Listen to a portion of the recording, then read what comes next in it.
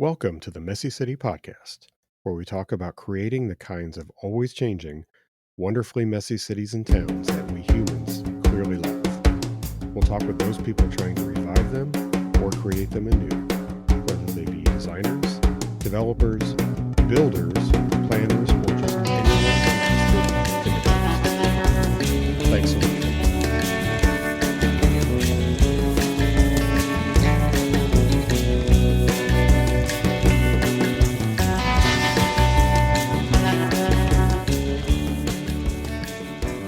Welcome back. We've got some returning champions here today to have a little bit of a different conversation. Welcoming back to the studio, Jason Carter-Solomon and Abby Newsham. Hello. Hey, how's it going? Must be a real slow summer news cycle for you to have me back here. It is. I can't deny it. Oh, man. That's all right. I don't mind. No, it's all good. No, I mean, there's really nothing going on in the world to talk about. Oh, man, nothing at all, right? Yeah. It's pretty calm seas out there. I've never seen anything like it. It's so quiet. Right? You know? Yeah. So it's pretty cool. So we're going to talk every Missourian's favorite topic. We're going to talk about Kansas City and St. Louis. So what we wanted to do today was just in conversations we've all had, we all think it's kind of fascinating to talk about the contrast between St. Louis and Kansas City, which share the same state, but are two really different places and seem to be on two very different trajectories. And so I think we both really we all really like both cities. They have different qualities that are cool. And we've talked about some of those in the past, but it's fascinating how they're on different paths, it seems like. And I've got some numbers to talk about to give us some context. But I wanted to have Abby and Jason in particular, because they both grew up in St. Louis, both moved away, and are Kansas Cityans now, but have that perspective of growing up in the St. Louis region, and also both in really different places in St. Louis. And maybe you guys want to take a minute and just remind everybody, like, your growing up experience, like what part of St. Louis and everything else. So. Yeah, go ahead. I'll go ahead. So I grew up in North City. 4260 Clarence is where I grew up. Every time I go back, I actually drive through North City in order to kind of see what it looks like, right? Yeah. See my childhood home. North City, and then moved to North County. Actually lived in Ferguson during my middle school and high school years. And so Ferguson is obviously notorious for several reasons from the, I think, 2017, 2018 period on. We can talk about some of those because that information has some direct correlation to some probably suspicions that you may have. I was fortunate in that even though I grew up in North City, which was the inner city at that time, and then Ferguson, which again, I will spoil this part. Ferguson, contrary to popular belief and what was in the national news media, actually a very quaint inner ring suburban little town. Kind of working class suburb. Very much working class and very diverse, actually. Some separation, segregation, but frankly, I would tell you, growing up in the 90s, we all hung out with each other. Mm-hmm. We were a very mixed batch of kids hanging out with each other, ripping and running around, causing trouble, but there were not big racial divisions. I mean, that element was there, but we all as kids hung out with each other. And then I went to school in West County, and this will be a good segue for Abby. I went to school in West County at a school called John Burroughs, which is one of the preeminent college prep schools in the country. It is home to a lot of pretty successful individuals. John Hamm being one of them. Big fan of that guy. Ellie Kemper, the Bush family. I mean, several others who have gone on to Business Providence, the founder of Enterprise Rent-A-Car, the Taylor family. Yeah. And so it was a really interesting dichotomy. I only bring all that up just to give you flavor for the dichotomy of experiences that I had coming up, right? So here's, inner city poor, working middle class neighborhoods and communities, going to Ladue, which is a real pristine, elevated, or almost aristocratic community. Sure. I mean, it is the creme de la creme with regard to wealth. And it's a really beautiful part of town as well. So, So then you get to Abby and she can kind of talk a little bit about her experience. Well, I love learning more about your experience growing up in St. Louis because I know that you grew up in St. Louis and grew up in a little bit of a different era than I did. But that's her way of saying, you're old. You're an old. You old. Yeah. Well, so I grew up in what's called Wildwood, Missouri, which is what I call like the end of St. Louis. It's where the metropolitan to the west meets all of like the state parks in the woods, basically. I'm not going to share my parents' address because my dad still lives there. Probably smart. Yeah. Right. No one lives in the house that I gave the address I know. to. So. Okay, good. So people won't egg it if they don't like this interview with you. So for the St. Louisans, I went to Lafayette High School. So, growing up in Wildwood, I moved to Kansas City when I was 18. I have family that is all throughout the metro. I have some family in St. Charles, all the way to Clayton, to the Hill, Chesterfield. So, a family that are still in the metro. My whole dad's side is still there. I have some family that is in the field of architecture there, which is funny how I ended up over here in a similar kind of field. But I can definitely share my experience with St. Louis, however limiting it is. I always say that I'm like a recovering St. Louisan, even though I do very much love St. Louis. And my experience is entirely as a visitor. I never lived in St. Louis.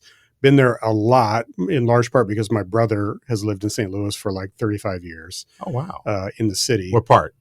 He lives in near Tower Grove Park. Oh, yeah. Very familiar with that area. So I have friends that live around there, and every time I'm back, that's one of the places. Those are my old stomping grounds. So when he first moved there, he went to UMSL. Okay. And he lived just north of there in sort of the suburban area around UMSL. Like Belle Noor? Oh, God, I should know this. It was literally not far from the campus. Yeah. Like maybe Normandy, Bonita Park. Normandy sounds right. Yep. That might be right. Mm-hmm. He'll probably kill me for getting that wrong. Yeah. But, so he lived there, and then he moved to Soulard. I lived in Soulard in college. Yeah, lived in Soulard for a long time. 4 years. Which, I remember as a young guy visiting him, I thought Soulard was about the coolest neighborhood I've ever seen. It is amazing. It is cool. Until it's not. Cool. Yeah, exactly. Because I will tell you, the thing about Soulard is it is amazing in your 20s. Yeah. But I remember seeing people in their 30s and their 40s there, and I was like, man, it's so cool. I could live here that long too.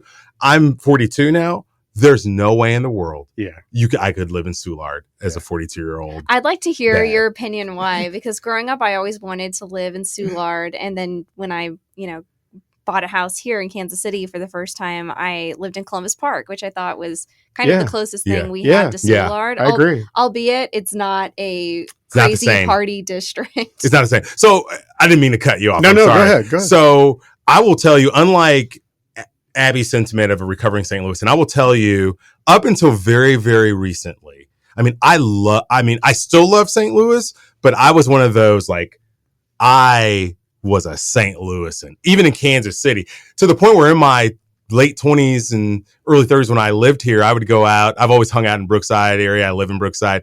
I would almost get in fisticuffs with people over baseball during the summer, talking about the Royals. And the 85 would then come up, and then we start quoting pennants.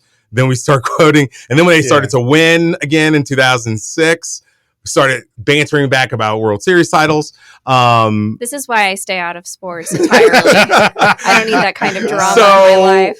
My dream job, and my friends know this, they still kind of like try to poke at me about this today, was mayor of St. Louis. I mean, that is one of the things I'd always want to do in my life. Now, Kansas City took hold, and it has grabbed me, and it's a good love affair because this town has been really good to me. So I love Kansas City equally as I love St. Louis, although I recognize, again, we're going to talk about some of the issues. But I will tell you, there is nothing that compares with Soulard and some of the other neighborhoods in St. Louis within a 250-mile radius. Absolutely. There's just nothing. I mean, it is one of the wildest experiences. And it is, when I was there, it had it was not at its peak redevelopment area, but it was getting to its peak redevelopment era, where a lot of lofts were being built, old buildings and warehouses were being converted to lofts. A lot of the old French, not French colonial. What kind of architecture style would you call that? I mean, a lot of it really is. I would use French colonial. French colonial, yeah. I'm a real estate architect nerd, but I don't always get the terms right, so apologies. But a lot of those homes have been restored. I mean, they're gorgeous, gorgeous brick homes, 3 stories. We lived in a 3-story build, like kind of turn of the century house, right on Russell, right where the action was for the parade. So we would have these parties during Mardi Gras. And I say, you would have 500 of your closest friends you never met before trouncing in and out of your house all day long that Saturday. Mardi Gras is crazy. Have you been there, Kevin? I have. It is wild. Insane. Yeah, actually, people not from this area don't realize it's one of the, it's the second largest Mardi Gras celebration in the country. Yeah, it's huge. Yeah. It's like Christmas. Yeah. Like for people that live in St. Louis when you're young, we wake up early in the morning. The night before, we would put plastic down on all the carpets to make sure we save the carpets, because there would be that many people coming in and out. And I do mean strangers, right? You have kegs. It's a big community thing. People charge sometimes to get in and out of houses. The bars are all overflowing. Yeah. It's just when you're young, it's a lot of fun. Yeah, especially growing up and sneaking down to Soulard during Mardi Gras is so much fun. Yeah, it's part of the thrill of things, it's right? It's part of the thrill. Yeah, you're not really supposed to be there, but you get, you go down there and it's just a crazy party in the street. I could tell so many stories, but that's not what we're here for. I'll tell them afterwards. Well, it's fast. It kind of ties to a lot of stuff, and so I guess the only other aspect of my experience with St. Louis, and you'll probably appreciate this, is I went to architecture school at University of Kansas. And there's not an architecture school in Missouri. And so there's been a reciprocity program for many, many, many years where you could go to KU or K-State for in-state tuition. So in architecture school at KU, it's literally 2/3 of the people are from St. Louis. Yeah. It's, I bet. So you just, as somebody who wasn't from St. Louis, man, you just get worn out with St. Louis stuff. I bet. All the time. Yeah. But it was fascinating because I got to hear, and many of those people became really good friends of mine, and hear them talk about home, hear them talk about what it was like in St. Louis. There was kind of the funny thing, the joke was everybody in St. Louis say, "What high school did you go to?" That's right. That's how they all got to know each other. Yeah. You can size up everything you want to know about a person. Yeah. Class, socioeconomics, personality type, what high school. Yeah. And what's interesting is even the high schools that are just down the street from the high school you went to, there's some distinctions about who goes where and the reputations that different high schools have, which is kind of interesting. And I'm sure here in Kansas City, there's similar sentiment, but it's not as pronounced as it is in St. Louis. What I thought was always funny, there's just so many funny things, but it seemed like as a non-St. Louis person, there was one of everything. It was there's everybody's Catholic, one church, everybody, there's one beer, Anheuser-Busch is it. And people literally refer to it as the company and the product. Yeah. That's hilarious. I'd heard that before, actually. Schnucks is the only grocery store. That's not true. Deerberg's. Yeah. I know, but for a long time it seemed like Schnucks had that was the only grocery store you would see.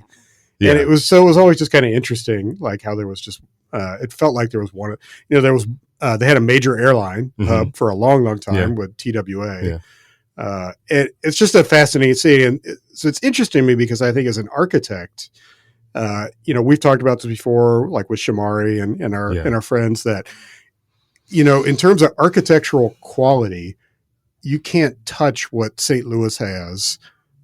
Like you said, within several hundred miles. It's incredible. Yeah. And the historic legacy and the architecture. We have some great historic architecture here in Kansas City as well, but what St. Louis has and the wealth of it is unbelievable. Yeah. And which is also why it's part of why its decline is sadder. Yeah.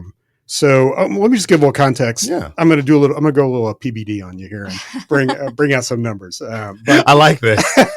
You're going to be Patrick Bet David right now? Yeah, I like this. That's right. I like this. I got some That's my numbers. guy. Let's bring some reality to it. Yeah, so, please do. I did some. It's fascinating to look at the comparison. So we talk about how the quote unquote decline of St. Louis. Well, I think the big numbers everybody knows has to do with the population of the city of St. Louis. Yeah. So one thing I think important to talk about that I want to differentiate today is the city versus the metro. That's right. Because they're both really different. But like the city of St. Louis hit its peak population in 1950 at over 850,000 people. And the fascinating thing is that was the peak census year. It lost 100,000 people between that and 1960. So like the decline started happening rapidly. Today, it's down to 275,000 people in the city limits from 850, which is like unbelievable decline. And if you go there, it's obvious. Yeah, you can tell. In certain areas, you kind of can't, but in many, you can. Yeah. Like when I say I go back and I The whole drive north by side. my childhood home, it is so disheartening when I drive through North St. Louis because it's the land that time has forgotten. Yeah. So even during a lot of the early 2000s renaissance of redevelopment in St. Louis, there's a neighborhood called Old North St. Louis where Crown Candy is if anyone's ever watches the Food Channel, right? You've probably seen that. There was a point in time where I thought that neighborhood was going to be the launching off point for North Side redevelopment. And it was. Paul McKee, I think, was the developer in St. Louis. Got into some issues. However, was assembling some land, redeveloping. But that area had been hollowed out, and it's right next to downtown. And downtown was experiencing resurgence. Never came back. Unfortunately. So the city obviously has had a big decline. I think most people nationwide even know that it's kind of infamous that way. The metro, though, has grown. So if you go back again to 1950, about 1.6 million people. So interesting that about half the metro population was in the city in 1950. Today, the metro is 2.8 million. So less than 10% in the city, which is pretty remarkable. And I think the thing that is, when we talk about that, the different trajectories of the metro areas, if you look back the last 40 years, what you see is growth of like the last 10 years, 1.2% for the metro. Before that, 3.1%, 4.6, negative 1.3. So there's just, the city has grown, but since 1980, since 1970, it's added less than 300,000 people in the whole metro area. The MSA. Yeah. Kansas City. Does that include Illinois? I think it does. Okay. I think it does. I wonder if that includes Metro East. I always thought it had gotten over 3 million, but I mean, I don't argue that. That is a good question. It probably does. Kansas City, by contrast, so the city of Kansas City, the same year that St. Louis had its peak was at 450,000. And that was basically the old city limits of the city. That was the original, what we call the urban core today, before we added the Northland and areas farther south. So St. Louis nearly twice as big in 1950 in terms of the city population. But geographically, I bet it was very similar at that time. St. Louis is 64 square miles. It is, and it's governed, by the way, by charter, by the way. Yeah. So at that time, Kansas City was around about 80 square miles, I think. Yeah. And then the city of Kansas City gradually annexed. It grew to about 500,000 people in 1970 and then hit a decline down to 430,000 in 1990, and has since grown back up again. It's over 500,000 again in the 2020 census, 508,090. But as Abby mentions, in a much larger geographic area, most of that growth coming in the Northland, which is really suburban growth. And that's just to kind of throw in another number here. We've grown geographically by, I think, 4 times. So we're now at the same population that we were in 1950, but we have 4 times as much land area. So those numbers are a little deceiving. I like the best estimate I've seen is in the old urban core of Kansas City, which had 450,000 people in 1950. There's about 250 now. Okay. So also significant decline, lost about half the population in that area. Not as bad as what St. Louis has seen, but still pretty bad. That's pretty graphic. Yeah. So metro-wise, what's interesting is the KC Metro in 1950 was only 800,000 people, and it really grew pretty rapidly. It's been growing at a clip of 10% a year about for the last 30 years. I'm sorry, 10% a decade, not a year. Okay. 10% a decade. Qualify that. So, for example, now the KC Metro is at about 2.2 million compared to St. Louis's 2.8, but it's growing much faster percentage-wise and numbers-wise. We've added, whereas St. Louis has added just under 300,000 people since 1970, the KC Metro has added 750,000 in the same time period. So, that's just like by way of background in terms of the population change. I think we all as people kind of feel that and see it. And what started our conversation a while back is like, why is the trajectory of these two regions so different from each other? They're in more or less the same part of the country. They're both big cities. They're big, diverse cities with a lot going on. So I don't know. Why are you laughing, Jason? Jason looks like he has an opinion about this. This is lived experience. Yeah. I would love to have the time to do an anthropological, sociological study and report on this, but I'm going to give you my quick and dirty experience, and you can tell me if you want to dive into it or you question it. Abby, you can refute it if you'd like. However, here's the deal. St. Louis is a closed city. What I mean by that is very established institutions, very established social circles, very established patronage, right? Of certain aspects of, I'm going to say industry, but that's really not the right word. Certain segments of kind of what makes up a city, right? Arts, entertainment, sports, business, education, religion, call them social clubs, things of that nature, right? There's a very established patronage of who does what and where you can fit in and what your avenues are to get into the, I'm going to call the power matrix or decision-making matrix, right? Kind of old world. Or influence. Kind of old right? world. Very much. So almost East Coast-ish. Yeah. Well, it's an older city. Yeah. Do we have the dates of when these cities were established? That's a good, St. Louis is definitely an older city. Yeah, it's like 1700 for.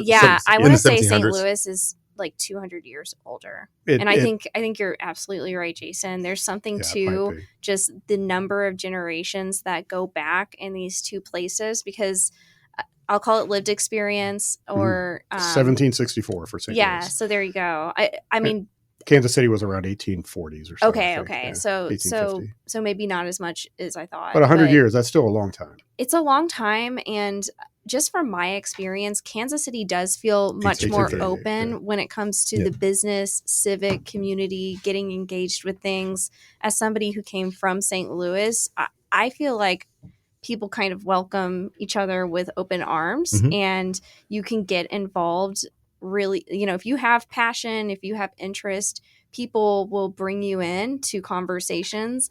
I don't know, again, I haven't experienced this in St. Louis directly, but I don't have the sense that it is the same culture in St. Louis as it is in Kansas City.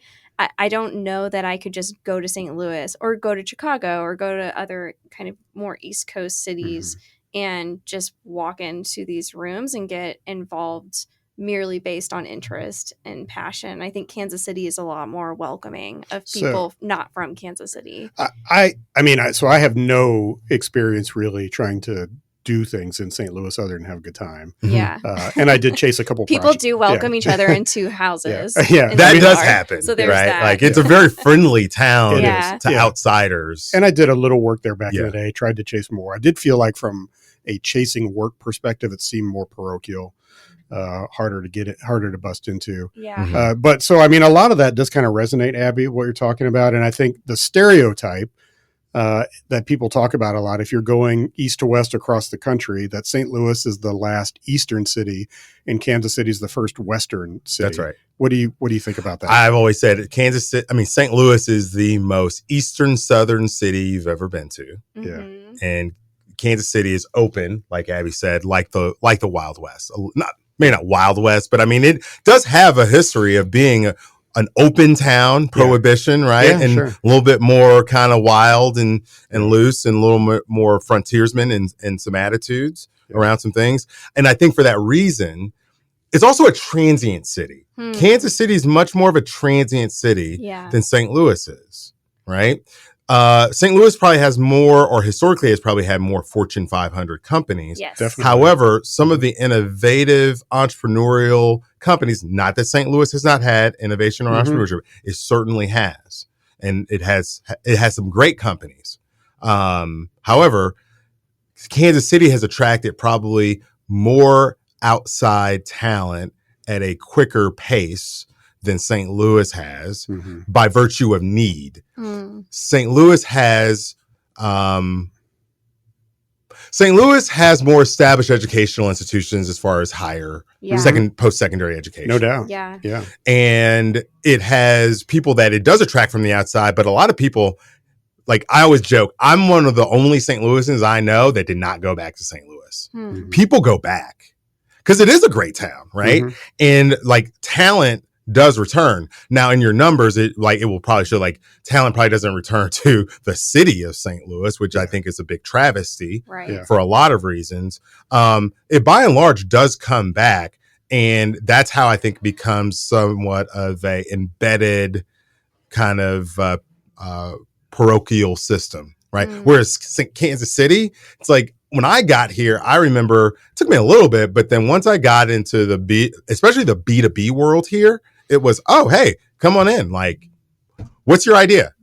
What do you want to do? What do you want to do? Right. And it was a really easy opening of doors. I mean, easier than what I know of in St. Louis. I mean, and that may sound critical and harsh, but it's true. And I think if you ask people who have been to St. Louis and worked in St. Louis, the common refrain will be, oh, I don't understand how people make friends here. I don't understand how people get involved in things here. Like that's what I heard a lot in the early 2000s. I think some of that is changing by virtue of certain political situations, and it's being forced to, right? Like new evolutions of thought are coming into the lexicon, which I think is a positive. There are some negatives to that, which is kind of some issues that they're having there now. But by and large, Kansas City's always been more welcoming to folks. Yeah. I mean, I would agree with all of that, Jason. And just my experience working with cities that are east of St. Louis, I won't say which client this is, but it's a city that is, I think maybe 6-8 hours east of St. Louis. And talking with them about, being from Kansas City, they actually thought that Kansas City was geographically closer to Denver than St. Louis, which blew my mind. And I always wonder, I think about that a lot, actually. Because I think Kansas City does, whether it's the culture or how it markets itself, how it communicates its culture to the rest of the country and beyond that, is a lot more aligned with a Minneapolis or a Denver. And St. Louis feels more like Chicago, God forbid. Sorry for everybody who is from St. Louis listening. I love Chicago. I love Chicago too. Yeah. But that's a whole other thing. But it does feel more East Coast in a lot of different ways, architecturally and culturally. Yeah. How much? So the other elephant in the room is the crime situation. Yeah. And I want to talk about that because I'm curious how much you think that plays into it. So I did pull some numbers. I actually just pulled murder rates because crime stats in general, I think, are garbage. And I think there's a lot of fudging of crime stats. And, as we've talked about before, there's just a whole lot of people who don't even report crimes. So it's hard to know like what's real or not when you're talking about overall crime rates. But murders, you can't really fake. And so I think it's like a good proxy probably for overall crime. And so I pulled some numbers here from a site, cities with the worst murder rates it says 2024. I'm guessing these are like mid 2023 to mid 2024 numbers. St. Louis was the worst in the country. at a murder rate of 69.4. I think that must be per 100,000. Quite a bit higher than the second place of Baltimore at 51, and then New Orleans third at 40. So there's a pretty big gap. St. Louis is significantly higher. Kansas City's on that list too, by the way. It is it's seventh in the country. Where's St. Louis again? Worst. It's the worst. Is number one? Number one. Number one murder rate in the country. What year? This was this year. Wow. So Kansas City is at 31. So it's less than half of St. Louis, but that puts it still in the top 10 in the country. And it's fascinating because there's some cities on that list that we hear about in the news all the time that you would think are far worse, like Chicago. Chicago is 10th, 24 per 100,000, composed to Kansas City at 31 and St. Louis at 69. Oakland, we talked about, 17. So significantly lower. Wow. So again, this is city population, not metro. So yeah, because I have a buddy Yeah. who I went to college with who lives in St. Louis, lives in Tower Grove neighborhood. Ryan Berry. Shout out to Ryan. He would be so angry at me if I didn't bring this up. Yeah. And you just touched on it. Good. If you take the city and county population and you aggregate it or amortize that number across that population, St. Louis becomes one of the safest cities in the country. Yeah, I would love to see this data mapped. When I was in college, one of the projects that we did was to take Kansas City crime statistic data, and we didn't just take murder, but we categorized basically what we would consider to be all violent crimes, so that we do separate it from crimes that are not necessarily violent, and map it and see where it's coming from. And I suspect it's similar in St. Louis, that a lot of the violent crime is probably happening in a very specific part of town, but I'd be curious what that looks like on a metro. Yeah, it's interesting. Level. I did, as part of all this, I tried to look up murder rates by metro area and found it's really hard to find. First of all, it looked like that. I'm sure that data is available. It's probably out there. Maybe I'm just going to the wrong places, but it was not as easily accessible on the first, 4 or 5 pages of Google links as I thought it might be. So, because I was curious about that, when you start to, obviously now we talked about the city of St. Louis is 10% of the metro population. So if there's a really high number within the city, what happens when you actually amortize that out over the whole metro? And I think I'm sure you're right. Yeah. I'm sure it's dramatically lower, but how does that compare to some other cities? I don't know. So it's interesting to look at. Well, the reason why I bring that up, and I was going to try to do some math real quick, but the reason why I bring that up is this. Now I'm going to piss some people off. I remember it was not that long ago. I mean, this was maybe 8-9 years ago, maybe, where this has happened a couple times in St. Louis's history, where there's been a memorandum an initiative, right? A ballot initiative that's gotten put into a vote that almost, or either, I think in the past, it's not even made it on the ballot, but I think the last time it did make it on the ballot. And so people can feel free to correct me, but there was a push to combine St. Louis City and St. Louis County. That's right. Yeah. That would have been the best thing that could have happened for St. Louis. And here's why, not just because of these crime numbers, but because then you can take the services and the attributes that both could be good at and then go to the marketplace from an economic development standpoint and turn the message around, right? Especially just the symbolic unity of county and city coming together. I think there are some efficiencies that could happen within within governments and regions. One of the things about St. Louis, you should look this up. St. Louis probably has more municipalities per square mile than any other city or municipality, right, out there. Yeah. St. Louis should really be broken up into boroughs. Yeah. But if you go through the county, St. Louis County is comprised of, I'm going to guess, at least 50 little suburban towns. And a lot of them very small. Very small. There's one that I grew up next to. They have probably a population of less than a couple hundred people, right? And they had their own police department. Yeah.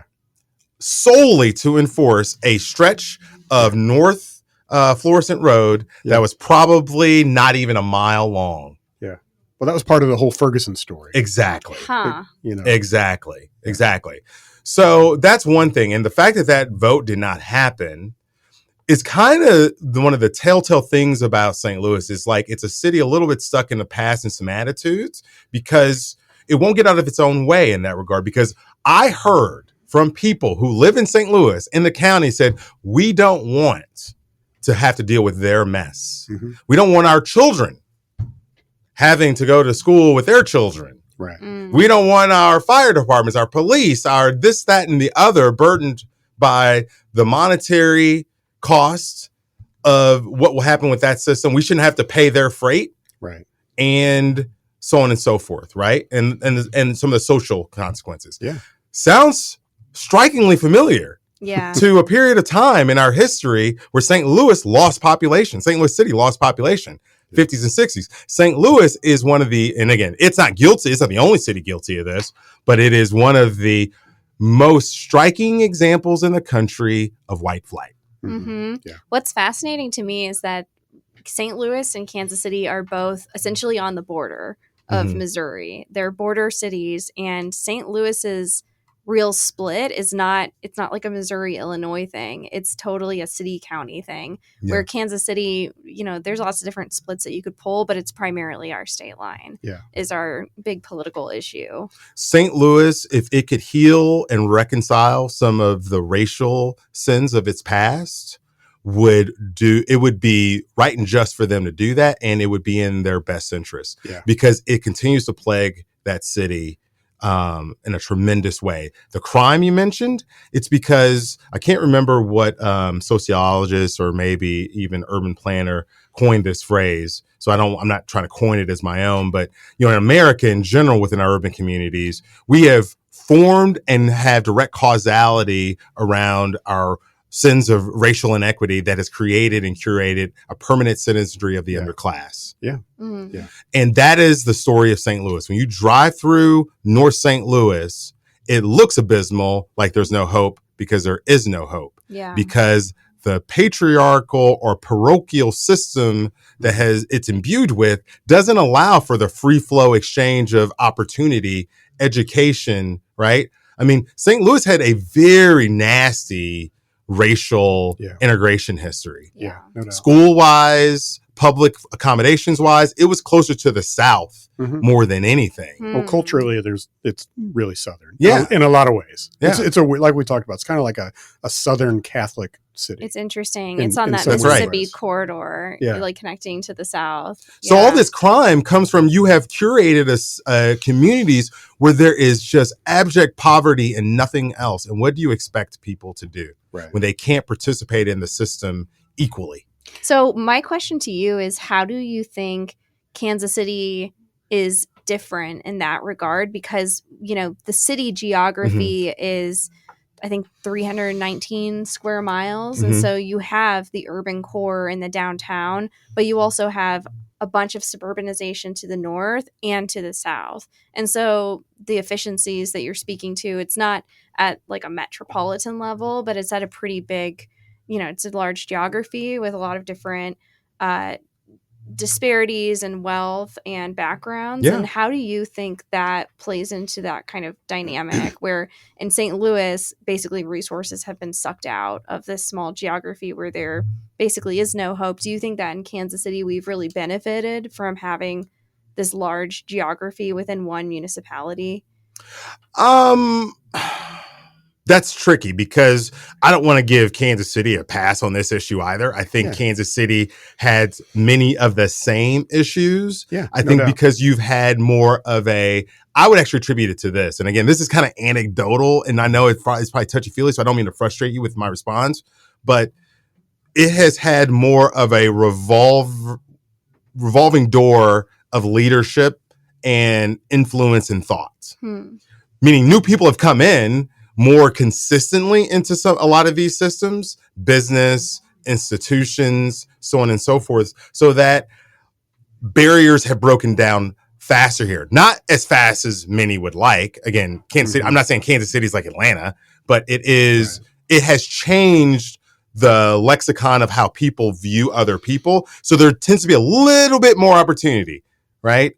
Again, Kansas City has some areas in which have been disinvested in, disenfranchised. And so that is typically where the crime lies because there's a lack of opportunity. It's not, I mean, poverty, like crime feeds off poverty. Yeah. Like that's not new, right? Yeah. And that's more of those are historical issues, right? And so when we talk about real estate, like bricks and sticks don't fix hearts and minds issues, right? This is why St. Louis has started to have a decline. St. Louis, with regard to urban redevelopment, especially downtown, because it hasn't dealt with a lot of the hearts and mind issues that plague the way the city runs with regard to division, especially racially. It has not. And so what happens when you have a recession, any type of hubbub with regard to, like, think about the pandemic, think about what probably would happen there. Well, yeah, like crime is going to grow like mold in a wet, damp basement. It's just going to happen because you haven't solved for all of the problems yet. Well, it also seems like to me another aspect beyond poverty is just broken communities, broken neighborhoods. Absolutely. And, we have to be honest and say, like, the federal government played a huge role. 100%. With gigantic. And not just redlining, but urban renewal. And obviously St. Louis has been often used as a poster child. Pruitt-Igoe. Yeah, with Pruitt-Igoe for urban renewal.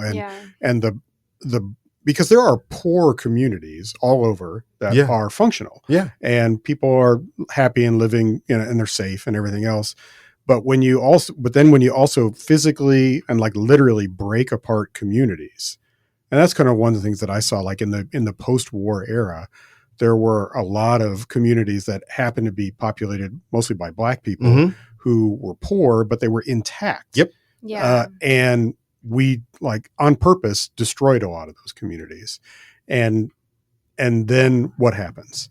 Then you introduce less direct opportunity for people, less social cohesion and connection in those neighborhoods.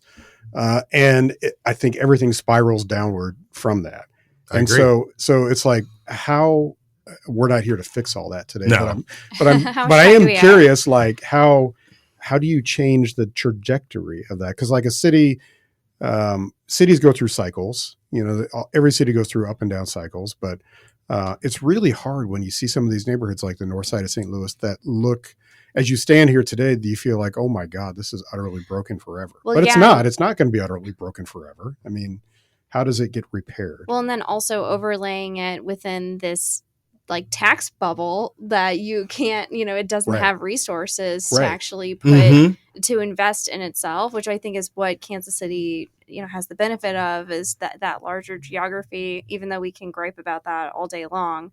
But I think about that a lot, that Kansas City, you go to the east side of Kansas City and there aren't blocks like there are in North St. Louis, where you basically have, like, maybe one or two houses that are still standing and nothing going on. That is such a good point, because Kansas City doesn't have blocks like that. Like, you go to the east side, like there's a lot of vacant lots, but it's not like that. Anyone listening to this, I'm telling you, do it. Go drive around. Go on Google Street View. Go on Street View. Sorry. I'm a little bolder. He's kind of older. When I got here, I drove almost every block of this city because I was so curious about it. Yeah. Back in the early 2000s. I was amazed. I saw I would tell people, here's the difference that I read just anecdotally between St. Louis and Kansas City. When I grew up, I don't think I saw a white person for probably the first 11 years of my life or something. I mean, it was ridiculous, right? It would almost be like been in this, like growing up in the South or something, right? I remember one day some guy from a utility company came to the door, and I was living with my godmother there in North St. Louis, and I was like, Mom, there's a white man at the door. Right? I didn't even know, like, why is this dude here? Okay. It was not common that we mixed. This is in the 80s. Yeah. Now in Kansas City, I remember when I got here, I saw, and I just left St. Louis, and I knew that condition kind of still existed, that segregation still existed. You saw poor Black people, poor white people, poor Mexican people or Latino people all living in the same neighborhood. Now they're poor, right? Yeah. They're so poor, but racially, like there were no hangups around living with each other. You don't get that. You did not up until very recently get that in St. Louis. Also, to your point, if you drive through St. Louis, you could film war scenes on some of the blocks in North St. Louis. It's apocalyptic. It's apocalyptic. Yeah. That type of decay does not exist in Kansas City by and large. I mean, it's poor, it's run down. I'm talking about looking at something like a bomb just went off. Yeah. No I'm like, where would you film that in Kansas City? I don't even. There are beautiful, because St. Louis has a lot of Catholic churches, right? There are churches on the north side, beautiful old Catholic churches with big steeples. They're literally falling in front of your eyes. Yeah.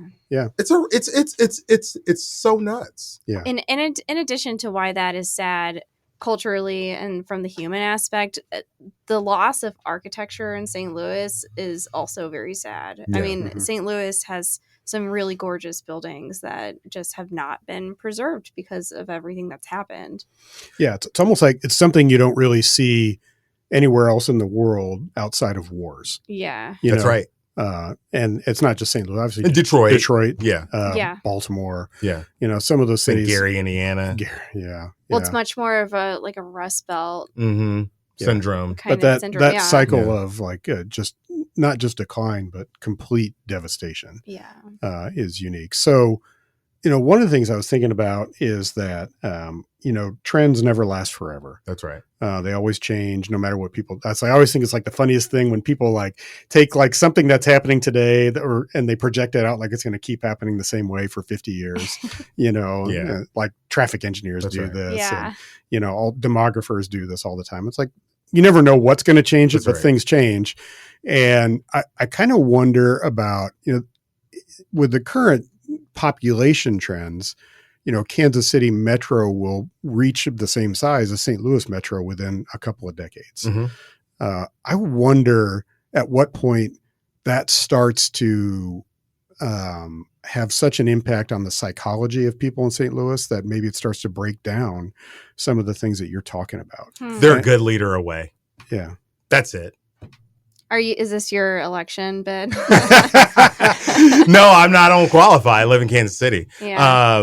But no, I mean, honestly, these things are changed by people. Yes. They're an inspirational leader away from rounding the corner to better horizons. I keep in touch with people in St. Louis, and I keep in touch with the news, and crime is probably the hot button topic because businesses are leaving downtown St. Louis. Now, again, let's not give Kansas City a free pass. No, not businesses at all. are talking about leaving urban areas of Kansas City because of crime. Yep. That's a big issue. So it's happening nationwide. Yep. We're going to have a pendulum swing, right? And nationally, I think, around crime. Yeah. Because at the same time, we can talk about the causality of crime being poverty. Two things can be true at once. Yeah. We can have woes and empathy around the causality of crime, but we can also realize we don't get there by throwing the baby out with the bathwater and demolishing the system of enforcing laws. Right. We have to be a nation and cities and neighborhoods of law and order. Right. The reason why is because societal fabrics break down once you start letting no rules being enforced. When no rules are enforced, then the strongest with malintent win the day and take advantage of those who either may not know or have the strength to stand up for themselves. And that is where we have to have institutions step in order to help. Now, it doesn't mean we go full law and order, full search and frisk, full all of these types of things, but we're going to have to have a pendulum. So St. Louis is having that reckoning right now. Again, you have Kim Gardner, who just got ousted as the district attorney there, or prosecuting attorney. Right. We're going through our own election here, trying to pick a new prosecuting attorney on the county level. Yeah. Like, that is how some of these things are going to change. But frankly, you need someone not just to talk about the bad, but talk about the good. Yep. And St. Louis has too many positive attributes that it's not gonna fail. Like, people can say that all they want to. That's just not going to happen. Yeah. I went to St. Louis University. One of the best schools in the country. It's a city university. It's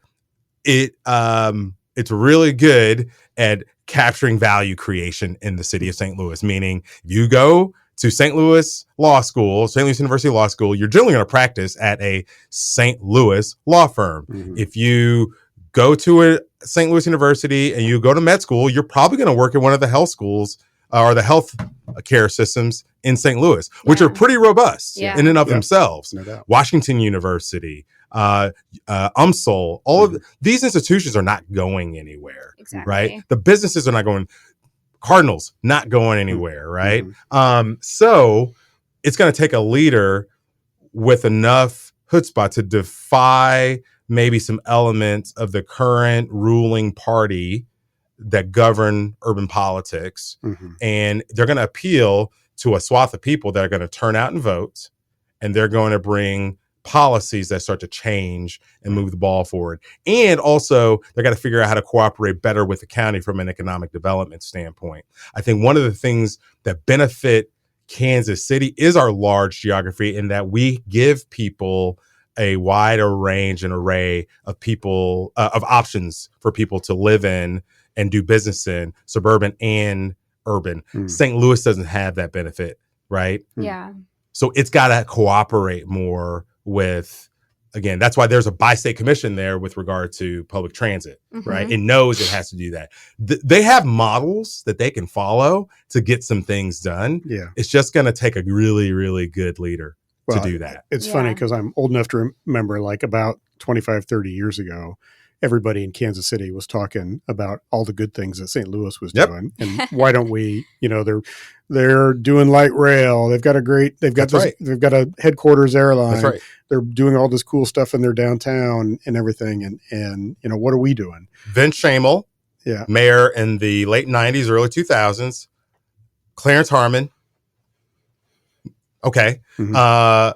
Francis Slay. Mm-hmm. Francis Slay was an outstanding mayor, powerhouse, beloved by all, Hmm. but a deal maker Hmm. and someone that tried to speak towards equity at Mhm. that time, but also really brought business to the table to redevelop downtown, Mhm. redeveloped around St. Louis University. Also, you had Father Biondi at SLU at that time, who was a dynamic leader to redevelop the Midtown corridor. Like, that's what, again, it takes real people in leadership.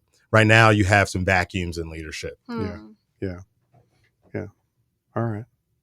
Well, that's cool. Well, I'm rooting for St. Louis. I am too. I think it's actually a really cool. I've had a weird fascination with it for a long, Yeah. long time, and I think it's an incredible place, and I really hope the trajectory changes. Yeah, me too. I mean, I love St. Louis. I have really fallen in love with Kansas City, and my mom's side is from here, so I spent a lot of time growing up visiting Kansas City and getting to know it kind of through my childhood in that way. And I've lived here for 12 years now, and it's been really fun to see it change over the last decade plus. St. Louis, I don't have the sense that it's changing in the same manner, at least the urban core, although we're both dealing with serious crime issues at this Yeah. point. Yeah, no doubt. And I'm older now, so I don't have the hubris that I had when I was a young guy, and so I'm happy to. You're not throwing it back into St. Louis's face. Well, I mean, I'm still I'll always be a Royals fan, but it's also easy to admit the Cards have been a better organization for a much longer period of time. I appreciate you admitting that. It's incredible. It's incredible how good the Cardinals have been Yeah. for so long, year after year, and they have a cool stadium downtown that is really fun. I mean, I still want to kick their ass every time we play them. Yeah. But But that's also a Cordish company development. It is. Just like we have. and that one actually started off not so well. If I Yeah. remember right, it That's was right. kind of laid fallow for a Yep, while. it did. Yeah. Yeah, there was a bunch of additional development that was supposed to spring up around it that didn't happen for a while. And Yeah. I think it started to happen, isn't that right? A little bit. Yeah, a little bit of it's Yeah. starting to happen. Yeah, but it's not to the extent that Kansas City Power and No, Light yeah. District has. It's Yeah. really kind of ingrained within the fabric of the rest of Kansas City downtown. It's a very different downtown. It's very different. It has it does have a whole different feel. Yeah. There's a lot more analogies, like you said, from Chicago to St. Louis. I think St. Louis has kind of always aspired to be Chicago. That's right. I think at one time in the history, 100 years ago, they thought they were going to rival and better Chicago. That's right. Yeah. I'll tell you what, though, the public spaces in the downtown in St. Louis are incredible. Yeah. Like the parks, a lot of them are new, but they also have much larger sidewalks and plazas and actual public spaces. Kansas City's downtown has some pretty small, narrow sidewalks. They don't really feel like plazas where you could like put tables out and actually occupy that space. Yeah, our public spaces are really lacking in Kansas City. In Kansas City, all over, all of them. Yeah. Oh, I mean, so here's like another thing, right? It's like I think about Swope Park here in Kansas City. I feel like that's such a missed opportunity and should be a jewel of the city. Yeah, should have more concentration of public attractions, and I have never figured out why. Like, why didn't it? Why I don't understand that, because Forest Park in St. Louis, incredible, I think it's actually bigger than Central Park in New York. I believe it is. Yeah. And by the way, that's designed by Frederick Law Olmsted, who designed Luce Park here in Kansas City. Yeah. Wow. And he designed Central Park. Yeah. Okay. So I mean, Forest Park's incredible. Tower Grove Park. Tower Grove Park unbelievable. is incredible. Lafayette Square in that neighborhood. Oh my gosh. There is not a space like that in Kansas City. No. And that's what I talk about. Like if you want the urban experience, St. Louis has assets that are just incredible. Yeah. Right. The actual public realm in Right. St. Louis is incredible. Yeah. And it has a lot of the same issues with like traffic calming and those sorts of things. Overly wide City. streets and Absolutely. stuff like that. Yeah. But the public realm is really amazing, where Kansas City just doesn't have as robust of a public realm. Yeah. Yeah. We have some great parks, but it's just not. It's a very the different extent feeling. St. Louis. It's a whole different. Yeah. I mean, I would argue it's fun to like talk about differences and maybe like competitive attributes, and not to go too like kumbaya. But I think if St. Louis does well, Kansas City does well. Kansas City does well. St. Louis does well. If we all do well, that Missouri does well, right? And I think, no doubt. we've had some issues in our legislature that I don't think quite understand that. Yeah. And I think that's another issue that probably needs to be resolved. I mean, if you look at the historic tax credit program and how it's been under attack over the last decade now, which is crazy. Yeah. That didn't do anybody any good. Right. I think hopefully smaller towns in Missouri do start to realize, hey, we have some opportunities to thrive as well and attract businesses as well. But frankly, a lot of the business hubs are going to be St. Louis, Kansas City, a lesser degree, Springfield, Columbia, Joplin. Right. And so I think wherever we can put our best foot forward to compete as Missouri from an economic development standpoint, it's a big win. And so like negative headlines about St. Louis or Kansas City doesn't do anyone any good. Yeah, it's right? not good for the so state. I think the state legislature and the governor also has to be a part of this solution as well. Has to play nice with the urban centers. Yeah, I mean we have the classic urban rural divide in Missouri, and it's very sharp. It's there's a lot of hatred both directions. I don't understand it. I don't get it. I don't either. I love cities. I love small towns. I do too. Yeah. I love rural areas, and I don't understand why we can't all figure out what we can do to support each other. Yeah. But you're right. I mean, Missouri needs St. Louis to be better. That's right. And Missouri needs the city of Kansas City to be better. That's and right. To do better. Because the whole state will thrive as Exactly. a result. So, and we need our rural areas to be better That's and to be exactly more right. successful. So it all works together. All right. So on that kumbaya note, I think we'll wrap it up. Just whatever you do, do not try to like fend off any St. Louis style pizza on me, because that's hot garbage. Still my favorite. I like Emo's Oh, pizza. it's so good. I don't Awful. care It's the what worst. anyone thinks. It's the worst. It is. Do you literally the know, I think ice cream cones invented in St. Louis. worst. And the hot dog too? Hot dog invented Yeah, in St. Louis. toasted ravioli, obviously. Toasted ravioli. Don't tell there's me you another don't couple like of things though. you like toasted ravioli. Of course I do. T-Ravs. Who doesn't love toasted Okay, ravioli? good. So, I was gonna just walk out. I mean, you have to be a complete snob to say you don't like it. Yeah, And everybody who says they don't like it, secretly they're having it. Yeah, exactly. That's right. So again, if you next time you enjoy an ice cream cone, you're in Kansas City and you think you're going to hate on St. Louis a little bit, just say you're welcome instead. That's right. Absolutely. All right. Well, thanks, Jason and Abby. This was great. Really appreciate it. All right. Thanks, Kevin. Have a good one. Bye.